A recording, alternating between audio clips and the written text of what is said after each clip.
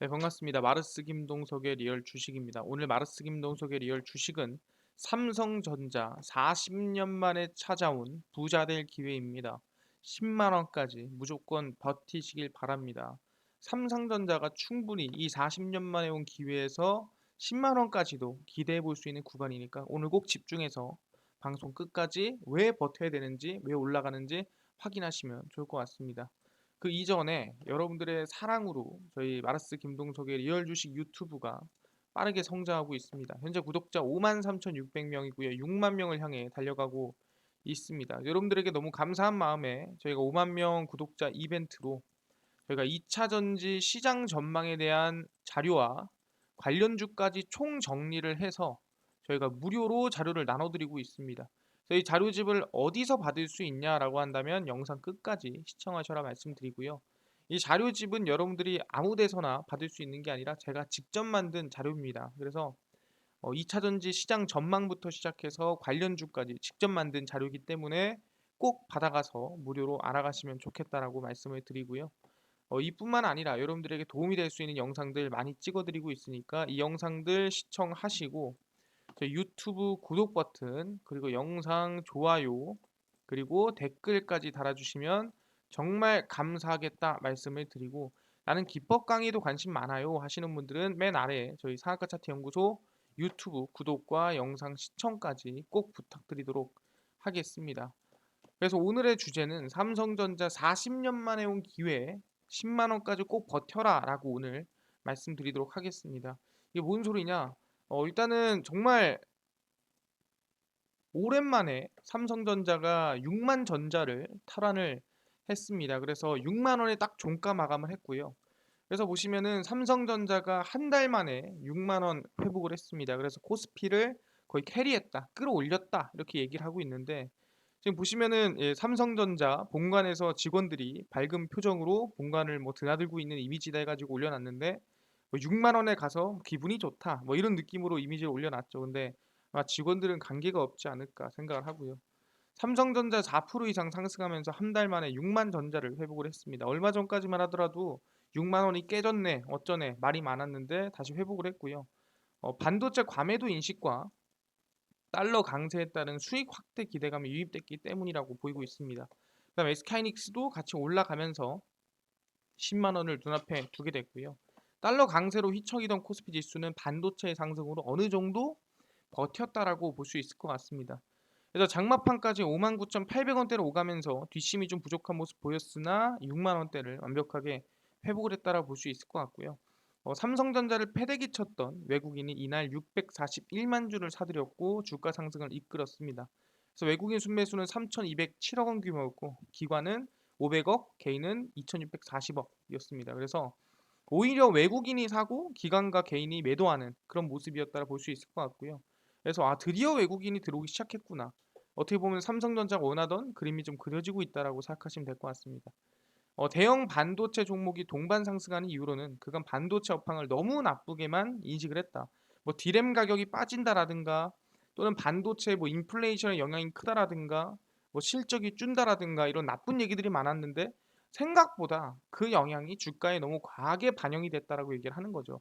그래서 TSMC가 또 2분기 호실적을 공개함과 동시에 삼성전자도 같이 긍정적인 영향을 받지 않았나 싶은 부분도 있다라는 거예요. 그래서 이번에 오랜만에 삼성전자가 6만 전자를 회복을 했다라는 게 참 기대감이 크다라는 건데 근데 이게 중요한 게 외국인이 왜 매수세가 들어왔냐라는 거예요. 삼성전자가 6만 원 회복된 거는 알겠다라는 거예요. 근데 중요한 건 왜 외국인이 들어왔고 왜 6만 원이 회복이 됐을까에 대해서 얘기하는 게 그냥 과매도였기 때문에라고 하는 건 너무 무책임한 발언이라는 거죠. 일단 첫 번째입니다. 삼성 수혜입나 민주당 반도체 65조 지원 우선 처리를 추진하고 있습니다. 얼마 전에 반도체 65조 원 지원하는 거에 대해서 이거 막힐 수도 있다 이런 말이 나왔죠. 근데 이걸 어떻게든 간에 65조 원 지원 사업을 처리를 하겠다라고 이번에 발표를 했습니다. 그래서 사실상 이번에 삼성이 이 테일러에 공장을 짓지 않았습니까? 그래서 그 영향이 조금 악재지 않을까 싶었는데 다시 어떻게든 추진한다는 이슈에 따라서 좀 수혜를 입었다라고 볼 수 있을 것 같고요. 그래서 미국 의회에서 반도체 산업 육성 방안에 이 처리가 표류를 하자 민주당이 핵심 지원 내용만 담은 축소된 법안 처리에 나서기로 했습니다. 그래서 민주당 척 슈머 상원 원내대표는 14일 반도체 산업 육성 법안과 관련해서 미국 내 반도체 공장을 짓는 회사의 보조금과 세금 공제, 기타 재정적 인센티브를 주는 내용만을 담은 축소된 법안에 대해서 첫 표결이 이르면 19일에 있을 것으로 예상을 한다라고 얘기했습니다. 그래서 아마 다음 주 정도에 미국에서 이 65조를 처리하는 지원이 좀 진행이 되지 않을까라고 생각하고 있고요. 그래서 반도체 지원법은 중국의 반도체 굴기에 맞서서 미국의 반도체 생산 능력을 좀 올리기 위해서. 그러니까 결론은 그거죠. TSMC한테 너무 우리가 기대면은 사실상 중국이 만약에 하지 마 그러면은 TSMC에서 끊어버릴 수 있잖아요. 그러다 보니 그럴 거면은 우리가 인텔이라든가 아니면은 뭐 특히 삼성전자라든가 이런 중국과 관계없는 기업들을 통해서 반도체를 생산할 수 있는 힘을 키워야 된다. 그래서 TSMC가 점유율이 높긴 하지만 얘네들을 키워서 얘네들로 반도체 생산을 하자. 뭐 이런 지원법이라 생각하시면 됩니다. 그래서 바이든 행정부가 주도하고 양원이 잇따라 반도체 지원법을 처리를 했습니다. 근데 상원이 지난해 6월 미국 혁신 경쟁 법안을, 하원이 올해 2월 미국 경쟁 법안을 각각 처리한 뒤에 두 법안을 병합해 심사 중입니다. 반도체 산업의 69조를 지원하는 내용은 동일하지만 세부적인 내용이 좀 다르다는 부분인데 무역 조항과 연구개발 등 세부 내용과 처리 시점에 대한 입장 차로 진전을 보지 못하자 법안 처리가 무산될 수도 있다. 그러니까 69조 원이 지원이 안 될 수도 있다라는 말이 상당히 많았다라는 거예요. 그래서 미국 의회는 이번 8월 여름 휴가 이후로 휴회에 들어갔는데 그 이후에는 11월 중간선거를 앞두고 있기 때문에 그 전에 빨리 해결을 봐야 된다라는 거예요. 그렇기 때문에 민주당은 이견이 거의 없는 일단은 69조 지원 부분만 따로 떼어내서 입법을 하는 방안을 먼저 추진하자라는 거죠. 왜냐면은 아까 얘기한 대로 사실상 반도체를 지원하는 이 69조 부분에 대해서는 상당히 다 긍정적으로 보고 있다라는 거예요. 근데 이 세부적인 채로 내용이 서로 간에 좀 진전을 못 보고 있는 부분이기 때문에 일단은 그러면은 지원하는 걸로 하자라는 거죠. 그래서 일단은 69조를 일단은 지원을 하자. 나머지는 나중에 처리하자라고 얘기를 하는 겁니다. 그래서 축소된 법안 처리에는 공화당 지도부도 찬성 입장을 밝혀왔기 때문에 법안 처리 가능성이 매우 높다라고 볼 수 있는 상태입니다. 그래서 맥코널 공화당 상원 원내대표는 민주당이 교착 상태에 빠진 에너지 및 경제 이니셔티브 패키지를 부활시키고 당론으로 통과시키려 하면 반도체 법안을 무산시킬 것이라고 위협을 했지만 어쨌든 이렇게 축소한 법안 아까 얘기한 대로 한 69조 정도는 일단 지원을 하고 중요한 부분 또는 이제 디테일한 부분은 다시 얘기를 해보자라는 부분은 모두가 동의해 놓은 상태라는 거죠. 그래서 어떻게든 간에 이번에 8월에 휴회에 들어가기 이전에 빨리 통과를 시키자. 그 뜻은 7월 안에 통과가 될 가능성이 높다라는 거죠. 그러다 보니 방금 얘기했죠. 삼성전자가 이번 테일러에 공장을 지었습니다. 그 지원이 뭐다? 이번 법안으로 충분히 들어갈 수가 있다라는 거예요. 아, 69조 지원에 삼성전자가 포함될 수 있겠구나. 이걸 언제? 7월 19일에 최대한 빠르게 좀 통과시키려고 노력을 하는구나. 왜? 8월에 휴가고 플러스 11월에 중간 선거니까 기회가 없다라는 거예요. 빠르게 이번에 통과시켜야 된다. 알겠습니다. 그래서 그런지 이번에 삼성전자가 무슨 얘기를 했냐? 파운드리 투자를 더 확대하자.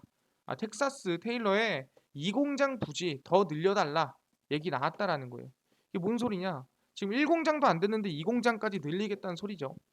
삼성전자가 미국 텍사스주 테일러시에 짓기로 한 파운드리 2공장의 부지를 추가로 늘려 장기 반도체 계획을 위한 투자에 속도를 낼 전망입니다. 선제적 투자와 차별화된 기술로 반도체 초강대국 달성을 주도하겠다라는 이재용 삼성전자 부회장의 사업 비전과 삼성의 2030 시스템 반도체 1위 달성 목표와 연관이 있다라고 생각하시면 됩니다. 삼성전자는 테일러시의 새 반도체 파운드리 공장 부지를 약 150만 평 규모에서 추가적으로 21만 평 토지를 확장 신청을 했습니다. 물론 엄청나게 크게 확장한 건 아닙니다. 지난해 11월 테일러시 파운드리 공장에 총 22조 원을 투자하겠다는 대규모 투자를 예고했는데 2024년 하반기를 가동 목표로 한 이 공장은 5G, 고성능 컴퓨팅, 인공지능, AI 등등 기술력이 포함된 공장이라고 생각하시면 됩니다.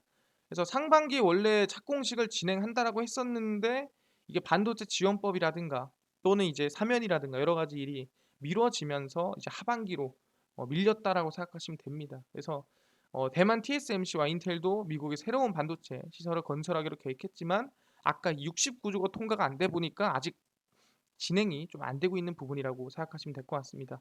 그래서 이번에 반도체 생산 역량 강화를 위해 67조, 69조를 지원하는 이 법안을 추진을 하고 있고요. 그래서 이 부분에 대해서는 아마 어떻게든 간에 이번에 축소된 부분에서 진행을 하지 않을까 생각을 해보고 있습니다. 그리고 이번 부지 확장 신청에 대해서 테일러시 투자에 대한 행정적인 후속 조치가 이뤄지고 있는 것으로 보이고 현재 착공식 행사는 미뤄지고 있지만 현지에서 필요한 기초 준비나 기초 작업 등 후속적인 작업들은 계속해서 진행 중이다. 그래서 이번 테일러시의 이 공장 부지 확장을 통해 글로벌 파운드리 시장 점유율을 끌어올릴 전망이라고 얘기하고 있는 상태입니다. 그래서 지금 어떻게든 간에 여기 공장 확장을 해서 이번에 이 공장 부지를 더 늘리겠다라고 얘기를 했다라는 거예요. 그래서 삼성전자는 거의 이번에 돈이 들어온다. 69조 거의 확정이다라는 느낌으로 부지 지금 확장까지 해놓은 상태고 그렇게 해서 규모를 더 키우겠다라고 발표를 한 거죠. 그럼 22조 원이 아니라 어떻게 보면은 30조 원까지도 들어갈 수가 있는 상태라고 우리가 확인할 수가 있다라는 거죠. 아 그렇구나. 이미 삼성전자는 미국의 지원을 이미 노리고 있는 상태입니다. 법안 통과 안 됐지만 그러다 보니 미국에서도 우리도 지원해 주니까 압박을 더 세게 하고 있죠. 뭘 세게 하고 있냐? 미국, 한국 반도체 C4 동맹 회의 참여 여부 8월까지 확답 달라. 이번에 거의 강요하듯이 얘기를 했죠.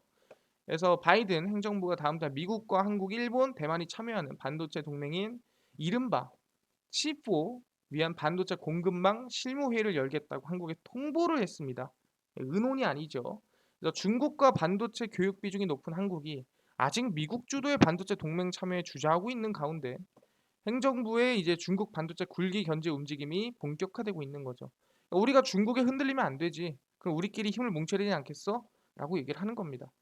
그래서 미국 정부는 최근 반도체 공급망 네트워크 개최 계획을 한국 정부에 전달하고 8월까지 여부를 알려줘.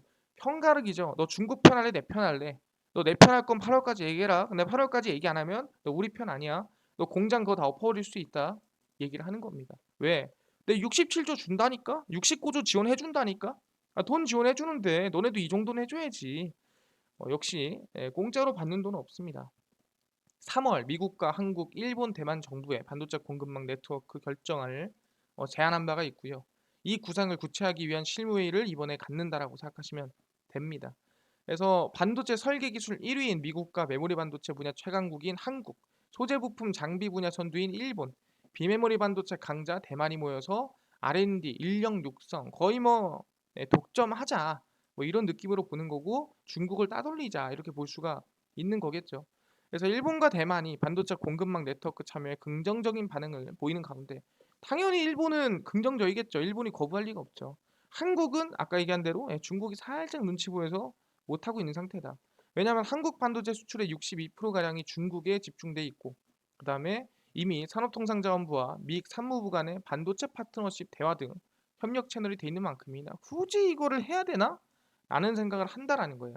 특히 대만이 포함되어 있지 않는 인도태평양 경제 프레임워크 IPEF와 달리 미국 주도의 반도체 공급망 네트워크에는 대만이 공식 파트너로 참여하는 만큼 중국이 더 민감하게 반응하지 않을까 생각한다라는 거예요. 근데 반대로 얘기하면은 IPEF를 참여하는 만큼이나 굳이 이것까지 신경을 쓸까라는 생각을 또 하게 된다라는 거죠. 그래서 반도체 동맹에 본격적인 속도를 내고 있는 것은 반도체 공급난이 당분간 계속될 걸로 예상이 된다라는 거예요. 차량용 반도체 아직도 부족하죠. 요새 GV80 넣으면은 한 1년 정도 걸린다고 합니다. 예, 그 정도로 아직도 부족한 상태고. 그래서 11월 중간 선거를 앞둔 바이든 행정부는 68조 규모의 이제 반도체 지원 사업이 들어가기 때문에 이번에 빨리 좀 결정을 해라라고 얘기를 하는 거고 아마 8월까지 확정이 나지 않을까 생각합니다. 아 그렇구나. 지금 이 상태를 보니까 결국에는 미국이 주도하는 이 반도체 산업에서 삼성전자가 지원을 받고 그 지원을 받는 대신에 한국이 미국과 손을 잡는 이제 그런 그림이 만들어지고 있다라는 거예요. 그래서 얼마? 65조 원의 반도체 지원이 들어가는 거고 그 돈으로 이제 공장을 짓게 되는 이제 그런 모습이라 보시면 될 것 같습니다. 근데 이 법안이 통과가 안 될 뻔했지만 이번에 빠르게 좀 신속하게 통과를 시킬 가능성이 매우 높다라고 보이고 있는 거죠. 그 수혜를 누가? 삼성전자가 받고 있고. 알겠습니다. 어쨌든 지금 방향으로 보자면은 삼성전자가 긍정적으로 좀 가고 있는 거 아닌가요? 라고 하는데 맞습니다. 근데 최근에 이런 얘기 나오죠. 삼성전자가 파운드리 사업부를 분사해서 뭐 따로 상장한다. 물적 분할을 한다. 뭐 이런 얘기들이 나오고 있습니다. 물론 이게 직접 나온 얘기는 아니지만 거의 뭐 진짜 찌라시 느낌으로 계속 나와주고 있어요. 그래서 이거 하면 어떡해요? 이거 삼성전자 큰일 나는 거 아닙니까? 라고 하는데 그래서 보시면은 삼성전자에 대해서 말씀을 드리면은 파운드리 사업부 분사는 매번 나오던 소리입니다. 그러니까 2022년도에 갑자기 나오는 소리가 아니라 작년에도 나왔고요. 계속 나오던 소리예요. 그래서 보시면은 이거는 최근 기사가 아닙니다. 2021년 7월 28일. 그러니까 지금부터 약 1년 전 기사라고 생각하시면 될 것 같고요. 1년 전에 이제 기사를 좀 보시면은 삼성 파운드리 분사설이 나오는 이유라고 나왔죠. 근데 중요한 게 이거는 최근 기사입니다. 이거는 이제 2022년 7월 11일 약 1년 후의 기사입니다. 삼성전자 파운드리 분사 후 상장 검토를. 그러니까 뭐 하냐면은 이게 지금 당장 나온 게 아니라 원래 나오던 얘기라는 거죠. 그래서 2022년 그러니까 최근 기사를 보면 삼성전자가 반도체 파운드리 사업부를 독립시키고 유럽 등에 현지 공장을 세워야 한다는 제안을 담은 증권사 보고서가 나왔습니다. 삼성증권은 지난 8일 지정학적 패러다임 변화와 산업이라는 리포트를 발간했고 이 보고서에서 유승민 삼성증권 글로벌 투자팀 팀장과 황민성 삼성증권 테크팀 팀장이 공동 집필을 했고요. 특히 일본 사례를 들면서 한국 반도체 사업이 나갈 방향을 짚었습니다. 삼성전자를 필두로 한국이 세계 시장 점유율에서 압도적 1위를 달리고 있는 메모리 부분에서는 일본의 실수를 되풀이하면 안 된다라고 얘기를 한 거죠. 일본은 품질 제일주의에 빠져 효율성과 원가 절감에 신경 쓰지 못한 것이 패착이었고 한국도 중국과 원가 경쟁력을 놓고 메모리 반도체 산업의 마지막 싸움을 벌여야 할 것이라고 얘기를 하고 있습니다. 그래서 파운드리는 고객과 접점이 상대적으로 중요하기 때문에 미국의 공장을 추가적으로 설립하는 적극적인 현지화가 필요하고 이거는 아까 얘기한 대로 테일러시의 공장을 짓고 있고요. 특히 유럽의 파운드리 공장을 설립하는 것도 적극적으로 검토해야 된다라고 제안을 했습니다.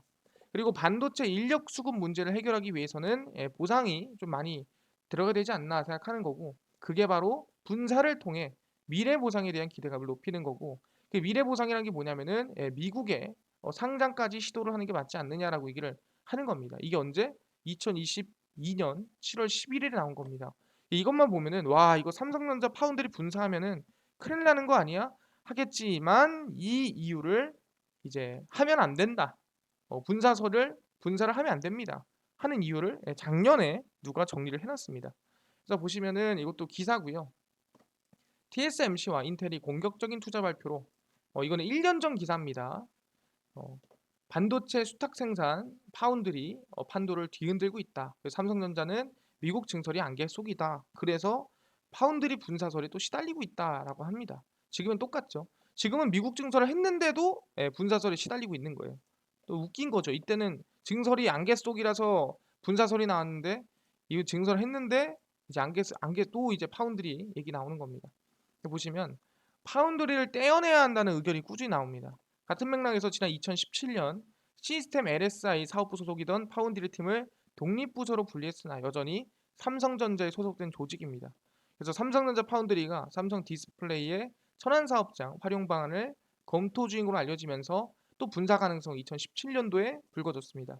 그러니까 얘기 나온 지는 몇 년 됐냐면은 거의 뭐 5년, 6년 된 거죠. 매년 나오던 소리입니다. 그래서 업계 1위 TSMC는 고객과 경쟁하지 않는다는 모토로 시장을 장악을 했고 반도체 제조에만 집중하면서 글로벌 반도체 거리를 텄습니다. 지금 뭐 점유율로 봤을 때는 50%가 넘는 상태라고 보시면 될 것 같은데 삼성전자와 물량을 나눴지만 패키징 기술력과 신뢰를 바탕으로 주도권을 잡았고 삼성전자는 아이폰용 AP를 아직도 수주하지 못하고 있습니다. 그래서 양사가 스마트폰 시장에서 경쟁 관계인 점이 발목을 좀 잡고 있는 상태고 삼성전자도 현재 상황을 누구부터 잘 알고 있습니다. 당분간 분사할 생각이 없다. 작년 초에도 이달에도 계획이 없다. 근거 없는 소문이라고 얘기를 했었어요. 2021년, 작년, 재작년에도 계속 얘기했습니다. 근데 왜 고려하지 않느냐? 이유가 중요하겠죠. 첫 번째입니다. 2020년 연간 매출은 14조 원 내외로 파운드리 매출이 추정이 되고요. 당장 미국에 세우려는 파운드리 공장에 필요한 비용은 20조 원. 아까 20 몇 조 나왔죠? 첨단 공정에 필수적인 EUV 장비는 한 대당 2천억 원에 달합니다. 이게 이제 아시겠지만 이번에 네덜란드 가가지고 얘기를 하고 왔죠. EUV 장비에 대해서 수년간 수십 대를 추가해야 되는데 수십 대면은 대충 계산해도 100조입니다. 100조면은 삼성전자 전체 시가총액의 4분의 1, 5분의 1이에요. 어마무시한 돈이죠. 그러니까 파운드리 자기가 이 자립을 해가지고 이 수십 대를 추가할 수가 없다라는 거예요. 왜? 그만큼의 기업 가치를 또는 그만큼의 돈을 땡겨올 수가 없다라는 거예요. 그뿐만 아니라 구축 중인 경기 평택 2공장에는 메모리와 시스템 반도체 라인이 공존하고 있습니다. 그러니까 말 그대로 이 메모리 반도체, 시스템 반도체 라인이 공존하는 부분에서 상공장도 똑같은 방식을 취할 텐데 사업장 역시 같은 건물이 아니어도 라인이 매우 인접한 상태다. 그래서 EUV 적용 범위를 파운드리에서 D램으로 넓히고 있는 상태인데 사업부 간 협업이 이거는 쉽지 않은 상이라는 거죠. 그래서 실질적으로는 이게 분사가 불가능하다 얘기하는 거고 항상 불리한 조건이 아니다라는 점도 어떤 고려 요소다라고 보고 있는 거죠. 최근에는 기술업계가 필요한 반도체를 자체 설계한 추세입니다. 요즘 배터리도 자체 만드는 게 요새 추세죠. 그런 것처럼 자기들이 직접 개발해서 자기들이 만드는 또는 자기들이 필요한 부품들을 자기들이 만드는 그런 이 파운드리 기술력도 중요하다라는 거예요. 3월 파운드리 사업을 본격화한 인텔도 삼성전자 상황이 같은 상태다. 그래서 아마 이 파운드리를 분사할 명분은 없다라고 2021년도에 또 이제를 또 의견을 넣어놨습니다. 근데 이번에 또 나온 거예요. 그러니까 뭔 소리냐? 첫 번째 방금 얘기한 대로 굳이 삼성전자가 파운드리를 분사할 이유가 없는 게 뭐냐면 첫 번째 돈이 없다.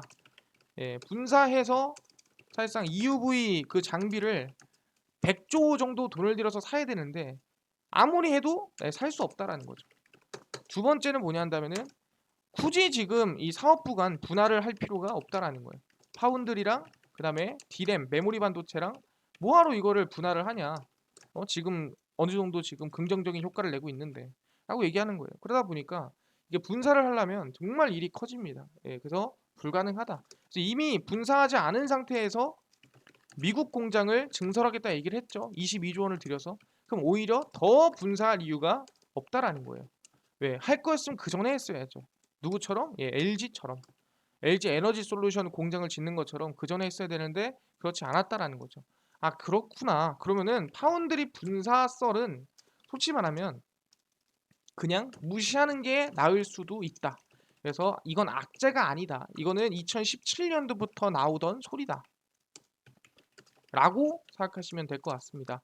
아, 알겠습니다. 그러면은 뭐 최근에 삼성전자에 대한 뭐 이슈가 좀 있나요? 라고 물어보신 분들이 있는데 삼성전자는 최근에 정말 최대한 최근에 직접적이고 그다음에 적극적인 투자 개발을 진행하고 있습니다. 첫 번째, 영화 275편을 1초에 삼성전자 세계 최고 속도의 그래픽 D램을 개발을 했습니다. 삼성전자가 세계에서 가장 빠른 처리 속도를 내는 초당 24 이 그래픽 D램을 개발을 했고요. D램은 PC나 고성능 게임 등의 영상과 그래픽 처리를 담당하는 초고색 D램으로 인공지능, 머신러닝, 바로 AI 반도체 산업의 핵심적인 기술이라 보시면 될 것 같습니다. 그래서 기존 제품 대비 약 30%가량 속도를 높인 D램이고요. 프리미엄급 그래픽 카드에 장착하면 초당 1.1TB 데이터를 처리할 수 있는데 풀 HD급 영화 275편을 1초 만에 옮길 수 있다라고 얘기하는 거죠. 말도 안 되는 수준입니다. 그리고 EUV 노광 장비를 활용한 3세대 10나노급 공정 기반 16GB 용량 제품이고요. 하이K 메탈 게이트 공정과 저전력 동적 전압 기술, 전력 소모량을 줄여놓았습니다. 최근에 그 3나노 하는 그 나노입니다. 그래서 10나노 공정이 들어가고요. 그래서 GDDR6의 기존 동작 전압인 1.35V나 든 1.1V까지 지원하기 때문에 노트북 사용자들의 배터리 사용 시간이 향상이 된다라고 생각하시면 될 것 같습니다. 그래서 4세대 시스템에 좀 탑재가 돼서 검증이 좀 될 것이라 예상되고 있고요. 고성능 그래픽 D램 시장은 매년 두 자릿수 이상의 성장이 예상이 됩니다. 그 이유가 뭐예요? 아까 얘기한 대로 고성능 컴퓨팅, 그러니까 AI, 딥러닝, 전기차, 자율주행 그 모든 분야에 들어가기 때문에 당연히 들어가야 한다라고 얘기하는 거고 점유율 세계 1위가 누구다? 삼성전자인데 더 점유율이 넓어질 가능성이 높다라는 거죠. 아, 그렇구나. 뭐다 세계 최초입니다. 세계 최초의 대략 아까 얘기한 대로 초고속, 최고속도 그래픽 D램을 개발을 했습니다. 그래서 HD, 풀 HD급 영화 275편을 1초에 싹 다 옮길 수 있는 그런 AI라든가 딥러닝에 들어가는 그래픽 D램이라고 생각하시면 될 것 같고요. 아 그렇구나. 그거 말고 또 있나요? 뭐 하고 있냐면은 반도체 개발도 중요하지만 그 후에 들어가는 후공정 패키징에 대한 투자도 지금 들어가고 있다라는 거예요. 그래서 보시면은 삼성전자 반도체 후공정 투자를 늘려서 뭐 SF의 반도체라든가 뭐 하나마이크론, 네페스 수혜받지 않을까라는 얘기가 나와주고 있는 겁니다. 보시면은 삼성전자가 반도체 성능을 더욱 높이기 위한 패키징 등 후공정 분야에 투자를 하고 있다라는 거예요. 후공정이 뭔가요? 라고 얘기하시는 분들이 있는데 써 있죠. 반도체 생산 공정은 일반적으로 칩 제조 그리고 테스트, 패키징 순으로 이루어졌습니다. 그래서 이 가운데 테스트와 패키징 후공정이고요. 그래서 보통 테스트와 패키징에서 하는 것들은 여기서 이제 기술적인 게 들어가다기보다는 이제 부품들을 모아서 하나로 뭉친다라든가 뭐 아니면 여기서 이제 새로운 것들을 뭘 연결할 수 있는 것들을 단다라든가 이런 것들이 대부분 후공정이고 후공정은 뭐 대단한 기술이냐는 얘기가 나왔었는데 최근 들어서는 후공정도 중요하게 생겼다는 거죠. 일단 테스트는 칩이 제대로 성능을 발휘하는지 검사하는 걸 얘기하고 패키징은 여러 칩을 하나로 이어붙여 반도체 완제품으로서 성능을 발휘하게 하는 공정입니다. 그래서 반도체 칩 제조 미세 공정에서는 세계 최초로 3나노 공정을 상용화했고 이거는 이제 미리 얘기를 했었죠. TSMC보다도 앞서 나갔다라고 보시면 됩니다. 그래서 후공정 분야까지도 투자를 늘리고 있다라고 생각하시면 될 것 같고요. 그게 이제 SAP 반도체고 반도체 패키징, 제품 테스트 전문 기업으로 삼성과 함께 긴밀한 관계를 유지하고 있습니다. 그래서 SAP 반도체, 하나마이크론 그리고 뭐 관련돼 있는 기업들 네페스까지 좀 기대감을 좀 가지고 있지 않을까 생각하는 거고. 그래서 이제는 후공정까지도 신경을 쓰는 삼성전자구나라고 확인할 수가 있다라는 거예요. 아 그랬네요. 원래는 3나노 공정 앞에 공정만 집중을 했었는데 뒤에 들어가는 패키징이라든가 테스트 부분도 집중하겠다라고 발표를 했다라는 거죠. 아 알겠습니다. 그리고 나서 오케이 그럼 삼성전자가 계속 투자하고 있고 개발하고 있고 이슈가 있는 거는 알겠어요. 근데 매번 얘기하던 솔직히 사면은 이거 진짜 진행되는 건가요? 라고 물어보신 분들이 있습니다. 실제로 언급이 되고 있다라는 거예요. 보시면은 조선 비지에서 나온 기사입니다. 옛날에는 보통 사면 기사가 조금 이 중소형 언론사에서 나왔으면은 이제는 핵심 언론사, 이제는 조선 비지에서도 나오고 있다라는 거예요. 가석방 상태에 이재용 8.15 사면 되나? 기업인이 뛸 공간 필요하다라고 이번에 언급이 됐다라는 거예요. 그래서 보시면은 권성동 국민의힘 당대표 직무대행 겸 원내대표는 광복절을 앞두고 이른바 8.15 사면론에 대해서 민생 경제 문제가 어렵기 때문에 기업인에게 좀 더 활발하게 뛸 수 있는 공간을 만들어줄 필요가 있다라고 밝혔습니다. 그래서 아마 가석방 상태인 삼성전자 이재용 부회장에 대한 사면을 단행할 것으로 기대감이 나아지고 있다라는 거죠. 그래서 쭉 보시면은 건대행은 사면 대상 기업인에 대해서는 대상이 누구인지에 대해서는 저도 알 수가 없고 제가 경제인 중 누구누구는 사면해야 된다고 건의할 생각은 없지만 사실상 이거는 대통령의 결단이다.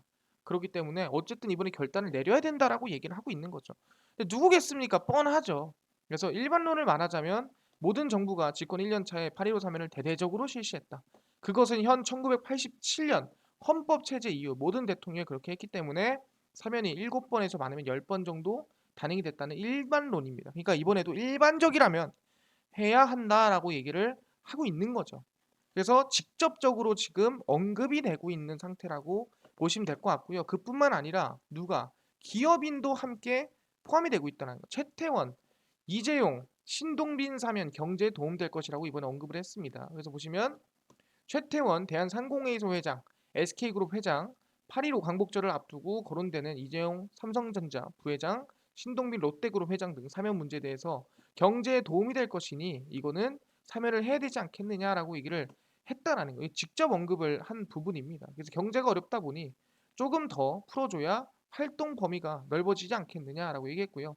인플레이션에 대한 대처는 예상이 됐고 뭐 세계 긴축에 제대로 해본 적이 없고 이자를 내리 돈을 풀었기 때문에 아마 중소기업이 좀 힘들지 않겠느냐라고 얘기를 한 겁니다. 그래서 제일 중요한 건 뭐다?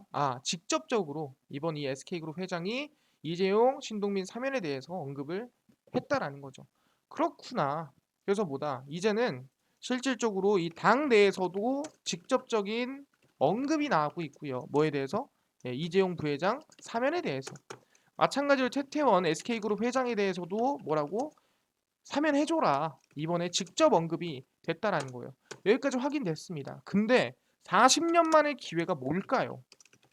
그게 뭐냐 한다면 얘기합니다. 저는 이건희 회장이 처음으로 사면이 된 시기부터 이번이 거의 40년이 되는 시기라 볼 수 있을 것 같아요. 보시면 아시겠지만 실제로 이건희 회장이 이제 이 법적으로 불려간 시기가 언제였냐면 1995년입니다. 그래서 과거에 뇌물공여 혐의로 검찰 조사 들어갔고요. 그 이후에 주가는 급락을 했어요. 근데 어느 정도 이제 징역을 받고 사면이 되고 나서부터 주가 상승세가 말도 안 되게 이루어졌다라는 거죠. 그래서 우리는 오히려 이렇게 리스크, 바로 오너 리스크가 터진 시기가 저가고 그게 해제되는 시기가 상승의 시작이라고 볼 수 있는 거고, 지금 1995년이고 지금이 2022년으로 본다면 약 37년 전, 약 40년 차가 될 쯤에 충분히 아마 삼성전자의 우상 랠리가 이어지지 않고 있겠느냐. 그렇기 때문에 우리는 40년 만의 기회를 지금 맞다라고 볼 수 있다는 거예요. 보시면 1995년 6년입니다. 이거를 차트로 한번 보겠습니다. 삼성전자고요. 1995년, 96년으로 넘어가겠습니다. 그래서 보시면은 이 구간 라인 대가 이제 어떻게 보면 삼성전자의 최악의 이제 오너 리스크 시기라고 볼 수 있을 것 같아요. 그래서 보시면 오너 리스크가 터지고 하락세가 이어졌고요. 그 이후에 사면이 되면서 주가 상승세가 결국에는 이어졌다라는 거죠. 그래서 사면되고 거의 1년 차부터 우상향이 나오더니 주가가 얼마? 물론 이게 지금 이 분할이 됐기 때문에 현재 가격이 뭐 500원, 1000원 나오지만 이게 분할 전에는 더 비쌌습니다. 그래서 가격으로 일단 따지고 보자면은 거의 600 얼마였던 또는 600, 700이었던 주가가 10배 이상 상승한 게 삼성전자였습니다. 뭐 오너 리스크가 해소가 되고 난 이후에 물론 IT 버블이 끼다 보니까 10배라는 말도 안 되는 상승이 나오긴 했지만 그렇더라도 어떻게 됐습니까? 이 고점 못 뚫었나요? 계속 뚫었죠. 이 구간이거든요. 이 구간 이후로 지속적인 상승세가 나와줬다라는 거예요. 근데 중요한 건 이 안에도 오너 리스크가 있긴 했습니다. 언제? 2007년도에 있었습니다. 근데 2007년도에 급락을 했지만서도 결국에는 또 언제입니까? 2009년도에 사면이 되면서 다시 주가 상승을 이끌었다라는 거예요. 그러니까 한 번의 급락은 있었지만 그 이후에도 다시 사면이 되면서 상승이 나왔고 그 기회가 언제 왔다? 지금 왔다라고 얘기를 한다라는 거죠. 그 시기가 언제다? 그 지금이다.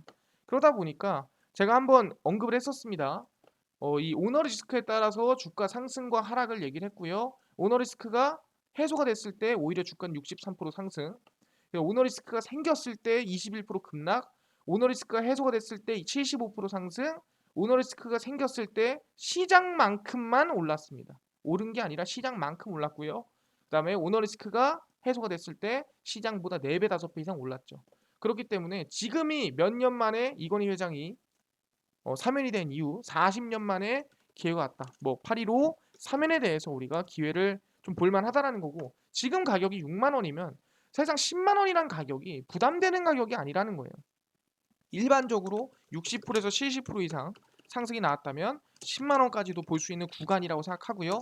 제가 항상 얘기하지만 8.15 사면 이후에 아마 상승 랠리를 좀 기대해 보는 게 좋겠다라고 항상 말씀을 드리고, 직접적인 언급이 나오고 있기 때문에 긍정적으로 볼만하다. 그리고 미국의 투자가 이번에 법안 통과 가능성이 있기 때문에 기대감이 크다란 부분들, 그 다음에 파운드리 분사에 대한 부분은 당연히 걱정할 필요가 없다 말씀을 드리겠습니다. 알겠습니다. 삼성전자에 대해서 최근 나오던 얘기들을 좀 잘 정리해 주신 건 감사하고 10만 원까지도 볼만하다라는 거 알겠습니다. 근데 아까 전에 저희가 얘기했던 5만 명 구독자 이벤트로 2차 전지 시장 전망과 관련주 총정리 자료집을 좀 무료로 나눠주신다고 하셨는데 어디서 받을 수 있나요? 하신 분들이 있고요. 당일 급등이 예상되는 단타 종목을 매일 무료로 좀 나눠주세요. 또는 장 시작 전에 급등이 예상되는 뉴스나 시황을 무료로 좀 정리해주세요. 또는 테마주라든가 매매법이라든가 뭐 강의를 좀 무료로 좀 나눠주세요 라고 하시는 분들이 있어서 김동석 대표가 100% 무료로 나눠드리고 있습니다. 어디서? 바로 김동석의 리얼 주식 연구소라는 100% 무료 어플이고요. 이 어플은 각 스마트폰 안에 아이폰을 쓴다 그러면 앱스토어에서 무료로 다운로드 가능하고요. 갤럭시를 쓴다 그러면 구글 플레이나 플레이 스토어에서 무료로 다운로드가 가능합니다. 그래서 앱스토어, 구글 플레이, 플레이 스토어에 접속을 하신 다음에 각 스마트폰 내에서 김동석의 리얼 주식 연구소라 검색을 하시고요. 그럼 이렇게 김동석의 리얼 주식 연구소 어플이 화면에 뜨게 됩니다. 100% 무료로 설치 가능하니까요. 꼭꼭꼭 설치를 하셔라 말씀을 드리고, 설치를 하시고 나면은 이렇게 김동석의 리얼 주식 연구소 어플이 화면에 뜨게 됩니다. 당일 리얼 추천주가 당일 급등 예상 종목을 무료로 알려드리고요. 급비 분석이 장 시작 전 시황을 무료로 정리를 해드립니다. 급비 자료가 테마주라든가 매매법을 나눠드리고 있고요. 아까 5만 명 구독자 이벤트 2차 전지 자료집은 어디서 받을 수 있나요? 리얼 추천주 누르시고요. 들어가시면 저희가 이렇게 5만 명 달성 자료 공개라고 해놨습니다. 이거 누르고 들어가시면 저희가 이제 2차 전지 총정리 자료집해서 100% 무료입니다. 무료로 받아가실 수 있으니까 꼭꼭꼭 다운로드 받아가셔라 말씀을 드리고요.